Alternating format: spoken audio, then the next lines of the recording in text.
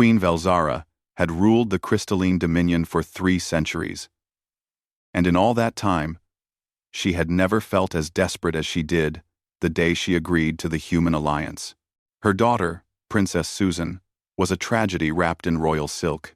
Born with a genetic defect that rendered her reproductive system incompatible with their species, she was barren by every medical scan, every biological assessment, every hope her mother had clung to. The crystalline people were few, their numbers dwindling with each passing generation. A barren princess was more than a personal tragedy. It was a threat to the throne, to the lineage, to the survival of their people.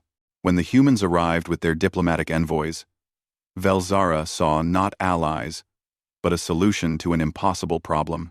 These strange, soft-skinned creatures from Earth had proven themselves surprisingly capable, surviving in environments that would kill most species, adapting to toxins that should have ended them, breeding across genetic lines with disturbing enthusiasm. They were persistent like weeds, and just as hard to kill. A political marriage, Velzara had announced to her council. My daughter will wed one of their diplomats. It will cement our alliance, what she didn't say, and it will remove the shame of her barrenness from our court. The human they sent was named Evan Mitchell.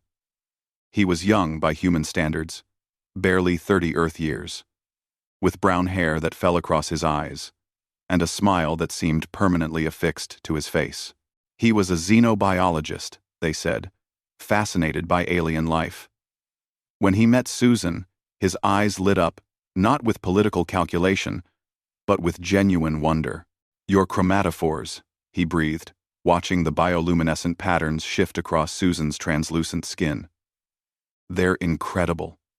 Do they respond to emotion or conscious control? Susan, who had spent years perfecting her mask of royal indifference, found herself actually answering. Both. They're complicated. The wedding was a spectacle of 2 worlds colliding. Evan wore a suit modified to withstand the high-pressure atmosphere Susan's people preferred. Susan wore crystalline ornaments that refracted light into rainbows, a symbol of fertility she had no right to claim. Velzara watched the ceremony with grim satisfaction. Her daughter was married. The alliance was sealed, and the matter of succession could be quietly redirected to more viable heirs. But then something unexpected happened. Evan didn't treat Susan like a political obligation. He asked her about her culture, learned her language, listened when she spoke about the poetry of light song that her people created. He showed her earth music, introduced her to the concept of laughter, and taught her to appreciate the chaotic beauty of unplanned things. Your people are so rigid, Evan said one night, lying beside her in their shared chambers. Everything planned. Everything controlled. Don't you ever want to just see what happens? Chaos leads to extinction, Susan replied, but her chromatophores flickered with uncertain colors. Or evolution, Evan countered.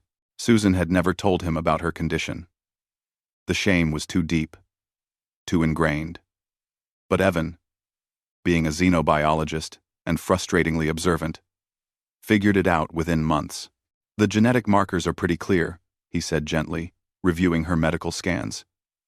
Your reproductive system won't interface with crystalline biology. Susan's chromatophores flashed white, the color of anguish. I'm broken. I'm broken.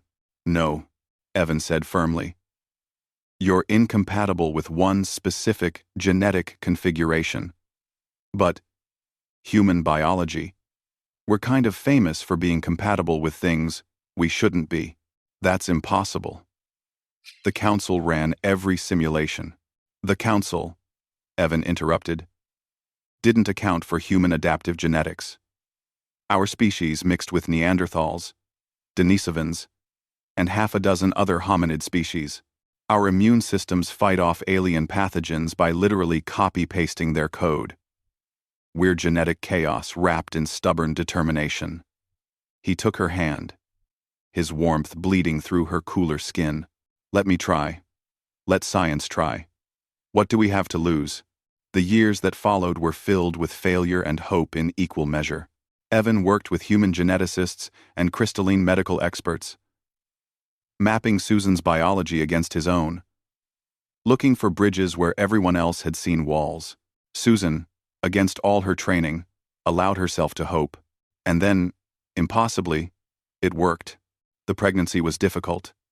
Susan's body, never designed for this, struggled with every stage.